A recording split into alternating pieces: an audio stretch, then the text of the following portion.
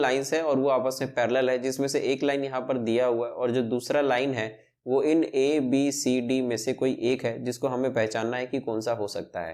पहले मैं आपको बता दूं, जो पैरेलल लाइंस है इसके लिए जो रेशो बनता है वो अपॉन में A2 इक्वल होना चाहिए B1 अपॉन में B2 के, और not equal to C1 upon C2 होना चाहिए। तो अगर ऐसा क्राइटेरिया अगर होता है तो हम बोल सकते हैं कि वो पैरेलल लाइंस है। तो इसीलिए यहाँ पर जैसे कि ये अगर A पार्ट है तो इसको चेक करने के लिए जो गिवन दे रखा है, ये दे रखा है 5x माइनस 3y और इज इक्वल टू 2, तो हम क्या करेंगे, इस 2 को भी इधर लेकर आ जाएंगे। और जो दूसरा लाइन है जो यहाँ पर ये कह रहा है कि ऑप्शन ए में क्या है, इसके साथ ये लाइन हो सकता है, तो इसको तो हमने इस फॉर्मेट में लिख लिया। इस तरीके से इस 5 को हम इधर ले जाकर और लिखेंगे तो ये आ जाएगा -0। तो हम यहाँ पर देख रहे हैं जो साइन है इसका डिफरेंट है, इसका सेम है, बट इसका भी सेम है। तो ऐसा जो है ये पॉसिबल होगा नहीं। सबसे पहले हम साइन के हिसाब से ही हम चेक कर लेंगे।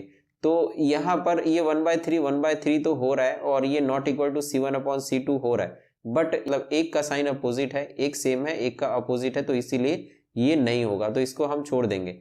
फिर अगर हम इस बी वाले को देखें तो बी वाले में जो हमने ये इक्वेशन बनाया था इसके लिए जो गिवन पार्ट है, जो गिवन इक्वेशन है, तो इसको हम दोबारा से लिख लेंगे। तो यहाँ पर भी सेम प्रॉब्लम है, ये प्लस प्लस का है और ये माइनस प्लस है, साइन एकदम अपोजिट हो गया। तो इस अपोजिट साइन वाले को हम सबसे पहले कट कर देंगे। तो हमें यहाँ पर क्या दिखना चाहिए, हमें दोनों का जो साइन है वो सेम दिखना चाहिए, चाहे इधर से करके हो चाहे इधर से करके हो।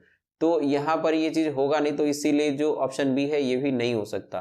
तो इस सी पार्ट में तो हम अभी इस इक्वेशन को एक बार और देख लेते हैं। तो जैसे यहाँ पर है 9x माइनस 15y और इस 6 को भी हम इधर लेकर आ जाएंगे और फिर उसके साथ कंपेयर करने की कोशिश करेंगे, मतलब जो ये गिवन इक्वेशन है और जो ये सी में इक्वेशन दे रखा है इसके साथ।